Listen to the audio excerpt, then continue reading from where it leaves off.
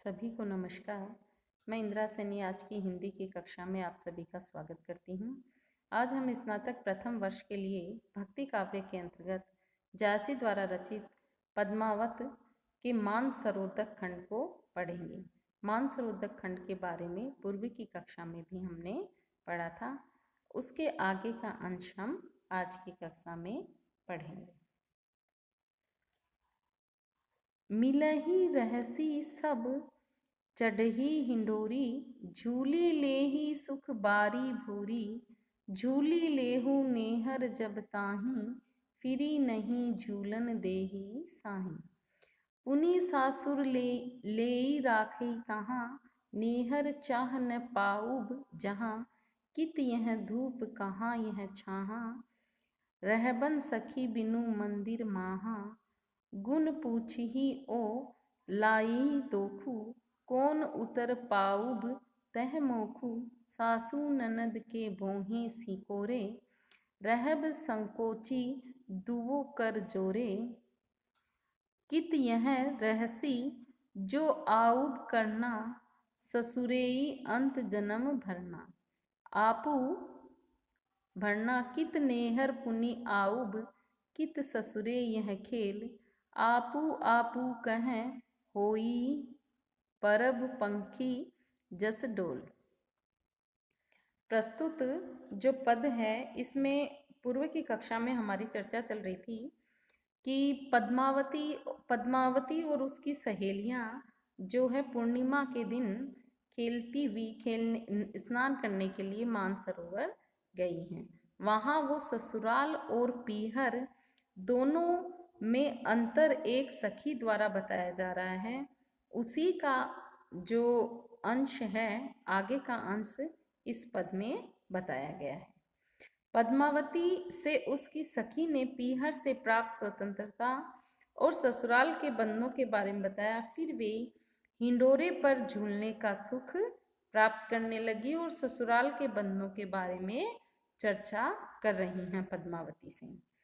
इसी को यहाँ कवि जायसी ने चित्रित किया है। वे कह रहे हैं कि मिलही रहसी सब चढ़ही हिंडोरी, झूली लेहूं सुख बारी भूरी। कवि जायसी कहते हैं कि वे सब सखियां मिलकर हिंडोले पर चढ़कर प्रसन्न होती हैं। वे अपनी अपनी बारी से झूलने का सुख प्राप्त करने लगी, यानी बारी बारी से वह झूलने लगी। झूली लेहू नेहर जब ताई, फिरी नहीं झूलन देही साई। वे कहती हैं कि जब तक पीहर में हैं तब तक ही झूल लो, फिर तो स्वामी या पति झूलने नहीं देंगे। पुनि सासुर लेई राखी ही तहाँ, नेहर चाह न पाऊब जहाँ। फिर ससुराल में तो सास अपनी इच्छा के अनुसार रखेगी, इच्छा अनुसार बैठने देगी, उनकी इच्छा के अनुसार ही कार्य करना होगा। चाहते हुए भी हम पीहर भी नहीं आ पाएंगे।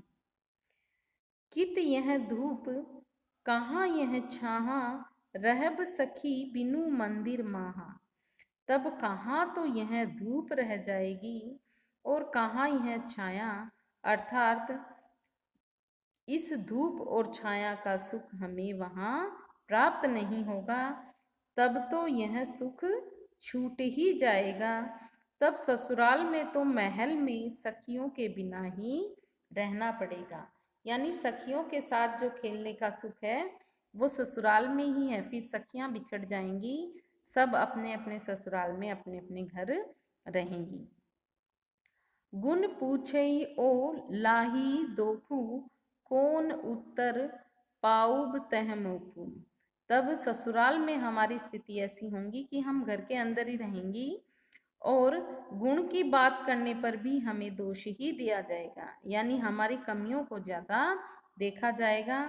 तब छुटकारा पाने के लिए उत्तर सोच पाना भी कठिन हो जाएगा, यानी हम जो आज स्वतंत्रता से खेल रही हैं कल हम चिंतित रहने लग जाएगी। सासू ननद के बोहे सिकोरे, रहब संकोची दुओ कर जोरे। सास और ननद के बोहे संकोड़ने पर ही, उनके नाराज होने पर हमें उनके आगे दोनों हाथ जोड़ के रहना पड़ेगा, अर्थात उनसे हमें डरना पड़ेगा। आज हमें जो आनंद प्राप्त हो रहा है वह आनंद हमें नहीं मिल पाएगा। कित यह रहसी जो आऊब करना, ससुरेई अंत जन्म भरना। आगे वह सखी कह रही है कि तब कहाँ प्राप्त रह जाएगा क्या चीज, यह आनंद। कित रहसी जो आऊब करना, जो आज हम आनंद की प्राप्ति कर रहे हैं वह कल नहीं रह जाएगा। जन्म के अंत तक ससुराल ही हमें रहना पड़ेगा, यह आनंद हमें पुनः नहीं प्राप्त होगा। कित नेहर पुनि आऊब, कित ससुरे यह खेल, आपू आपू कह होई परब पंखी जस डेल। तब पीहर में आना कहाँ हो पाएगा, ससुराल में यह खेलने का अवसर कहाँ प्राप्त होगा, अर्थात पीहर आना कठिन हो जाएगा और ससुराल में ऐसे आनंद नहीं होंगे। पीहर से अलग होने पर अपनी अपनी ससुराल उसी प्रकार जाना पड़ेगा जैसे पक्षियों के समूह में मिट्टी का ढेला फेंक दिया जाने पर पक्षी इधर उधर उड़ जाते हैं, वे फिर एक जगह एकत्र नहीं हो पाते। उसी तरह हम भी क्या हैं, अपने अपने ससुराल चली जाएंगी, दोबारा पीहर में ऐसे एकत्र नहीं हो पाएंगी और इस तरह के आनंद हम नहीं कर पाएंगी। यहाँ जो कवि जायसी ने है ससुराल में स्वतंत्रता का भयपूर्ण वातावरण चित्रित किया है। पक्षियों के समूह में ढेला फेंक जाने पर इधर उधर उड़ जाने के बारे में बड़ी ही जो सटीक कल्पना कवि के द्वारा की गई है। कवि ने जो काव्य को है अनुप्रास और उदाहरण अलंकार से सजाया है। सरवर तीर पद्मिनी आई, खोपा छोरी केस मुकलाई, शशि मुख अंग मलय गिरी बासा, नागिन झांपी लीनी चहुपासा। ओनई घटा परी जग छाहा, शशि के सरन लीनी जनु राहा। छपी गे दीनहि भानु के दशा, लई निसी नखत चांद परगसा। भूली चकोर दिठी मुख लावा, मेघ घटा मह चंद दिखावा। दसन दामिनी कोकिल भाखी, बोहे धनुष गगन लेई राखी। नैन खंजन दुई केली करही, कुछ नारंग मधुकर रस लेही। सरवर रूप विमोहा हिये हिलोल रही लेई, पाँव छुवे मकु पाओ एही मिस लहरही देई। यहाँ जो आगे कवि जायसी चित्रित करते हुए कह रहे हैं कि पद्मावती जो है वो मान सरोवर में स्नान करने के लिए जो है जूड़ा खोल देने पर उसका जो सौंदर्य उत्पन्न होता है उसका कवि ने भावपूर्वक चित्रण यहाँ किया है। कवि जायसी कह रहे हैं कि सरवर तीर पद्मिनी आई, खोपा छोरी केस मुकुलाई। कवि जायसी कह रहे हैं कि पद्मिनी स्नान करने के लिए सरोवर के किनारे आई, उसने अपने बाल खोले और जूड़ा लटकने छोड़ दिया, मतलब बालों को लटकने के लिए नीचे छोड़ दिया। उस समय का जो चित्रण है कवि यहाँ करते हुए कह रहे हैं कि शशि मुख अंग मलय गिरी बासा, नागही झांपी लीन तहु पासा। पद्मावती का मुख चंद्रमा के समान तथा शरीर मलय गिरी की सुगंध से व्याप्त था। उसके खुले हुए काले केशों से ढका हुआ मुख एवं शरीर ऐसे शोभा प्राप्त कर रहे थे कि मानो मलय गिरी पर काले नाग लटक रहे हैं। ओनई घटा परी जग छाहा, शशि के सरन लीने जहु राहा। उनके केश रूपी काले काले मेघों के छा जाने पर संसार भर के काले काले मेघों की छाया सी होने लगी थी। तब ऐसा लग रहा था मानो चंद्रमा के पास राहु आ गया हो, यानी इतने घने काले उसके केस थे कि मेघों के समान छा जाने पर संसार भर के जो काले मेघों की छाया सी उसके जो बाल हैं प्रतीत होने लगे। छपी गे दीन ही भानु के दशा, लेई निसी नखत चांद परगसा। केसों की कालिमा से दिन में ही सूर्य छिप गया और रातसी होने पर नक्षत्र और चंद्रमा प्रकट हो गई। भूली चकोर दिठी मुख लावा, मेघ गटाम है चंद दिखावा।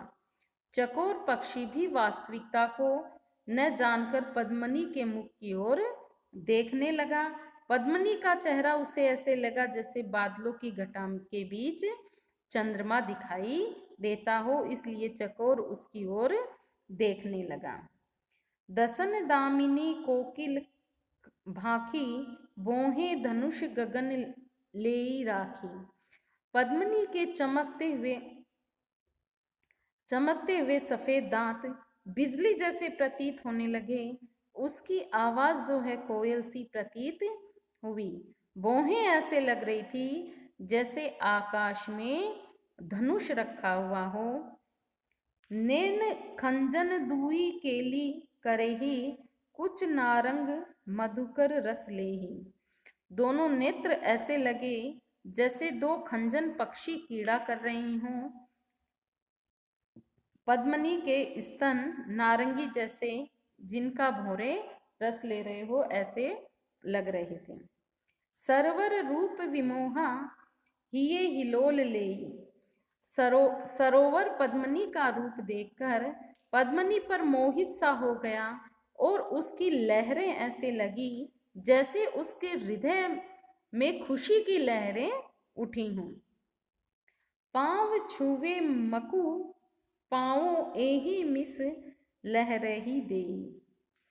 ऐसा लग रहा था कि उसकी लहरें पद्मिनी के पैर छूने के लिए उठ रही हों।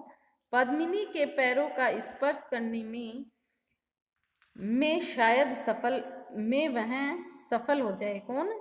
जो समुद्र की लहरें हैं। इस बहाने इस उद्देश्य से लहरें उठ रही थी, ऐसा प्रतीत हो रहा था। यानी उसके पद्मिनी के पाँवों को स्पर्श करने के लिए वो लहर, उसके सौंदर्य को छूने के लिए वह लालायित हो रही थी। ऐसा कवि ने यहाँ चित्रण किया है।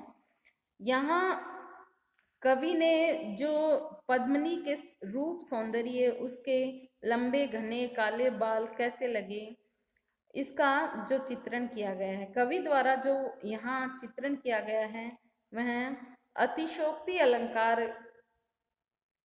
के द्वारा काव्य को सजा के किया गया है। इसमें जो है कवि ने कल्पना शक्ति बहुत ही अच्छी दिखाई है। पद्मिनी को यहाँ कवि ने जो आध्यात्मिक रूप है उसमें कवि ने पद्मिनी को परमात्मा का प्रतीक मानकर वर्णन किया है और उस परमात्मा का जो स्वरूप है वह अलौकिक है। उसी तरह इस पद्मिनी, जिस तरह इस पद्मिनी का जो सौंदर्य अलौकिक है, उसी तरह है उस परमात्मा का स्वरूप भी अलौकिक है, उसका सौंदर्य अलौकिक है। यह चित्रित करने की जो है कवि ने कोशिश की है कि किस तरह परमात्मा को प्राप्त करने के लिए हम लालायित होते हैं। वह मानसरोवर भी उसके जो सौंदर्य को देखकर उसको प्राप्त करने के लिए कैसे लालायित हो रहा है। कवि ने उत्प्रेक्षा, भ्रांतिमान, मानवीयकरण आदि अलंकारों से अपनी काव्य पंक्ति को सजाया है। जो लहर है वह एक मनुष्य कार्यकलापों के रूप में चित्रित होने के कारण यहाँ मानवीयकरण अलंकार भी कवि ने प्रयोग में लिया है। भाषा भावों के अनुरूप और सटीक है। आज की कक्षा में हम इतना ही पढ़ेंगे। इसके आगे का अंश अगली कक्षा में पढ़ेंगे। धन्यवाद।